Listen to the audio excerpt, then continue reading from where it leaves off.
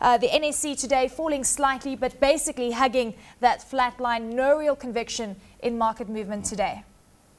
No real convictions, like you said.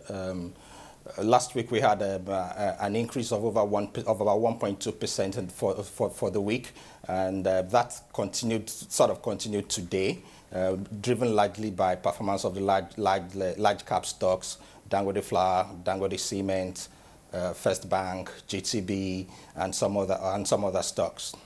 With regards to the NSE's performance thus far this year to date, we're down almost 20%. So very dismal performance, but not too bad if you actually juxtapose it against other markets on a global level. Not South Africa, though, because we're only down slightly for the year. Are you expecting a significant recovery into 2012? Well, before I say whether we expect a significant recovery, let me say why I think that we are where we are with the market for this year. Like you said, it's been down by almost 19% from year to date, and that's basically because of a couple of reasons. For one, the CBN has focused on controlling inflation and foreign exchange, which has made the money markets very attractive to investors, which in turn, of course, has affected our capital market. So investors would rather put their money in the money markets where they make returns of around 16, 17, 18% in treasury bills and other such instruments rather than take the risk of being in the stock market.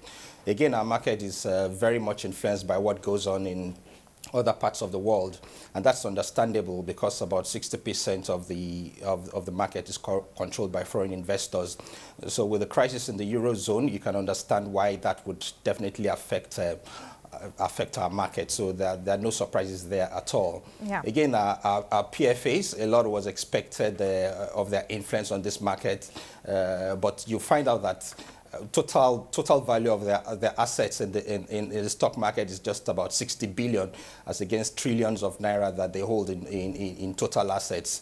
So you can see that, and then of course you cannot but mention the fact that investor confidence is still low.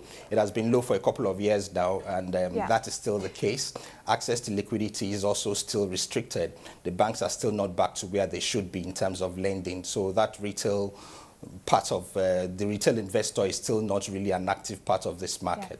Yeah. Ademola, what's also fascinating is 400,000 new gold shares listed on the NSE today, which is quite exciting because Absa Capital is bringing this now new product to not only institutional investors but also to the retail investor in Nigeria. What kind of traction do you think that we're going to see from this new product? I think it's a welcome development. We've always talked about how shallow our market is, so anything new that can attract investors is welcome. I mean, for instance, all we've always had is equities and bonds, so no real opportunity to invest in commodities through our market. This is a first. The Absa Gold ETF is really a welcome development. It has some implications for the market. One, it helps to diversify the market. It deepens the market. We've always talked about our market not being deep enough. This obviously is going to be something that's going to help to deepen our market. So investors can look beyond just equities and things like that for now, and begin to look at real commodities to invest in. It's also an excellent opportunity for investors to hedge against the dollar, because what you find with gold is that when the dollar is weak, the gold as a commodity tends to get stronger. Yeah. Do you have an appetite for gold?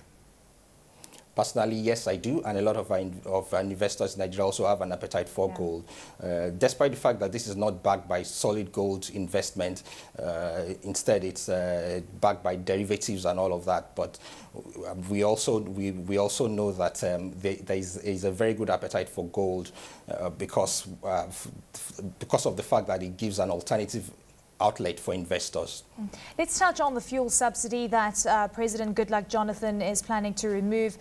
What kind of impact do you think this is going to have? Because he's actually said that the fuel subsidy is not benefiting the people that need it the most, in other words, the average Nigerian.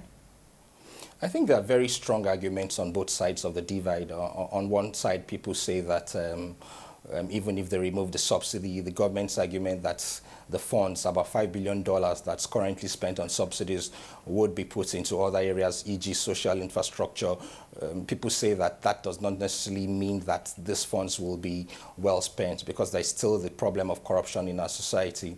On the other side there's also the argument that subsidies is not peculiar to Nigeria.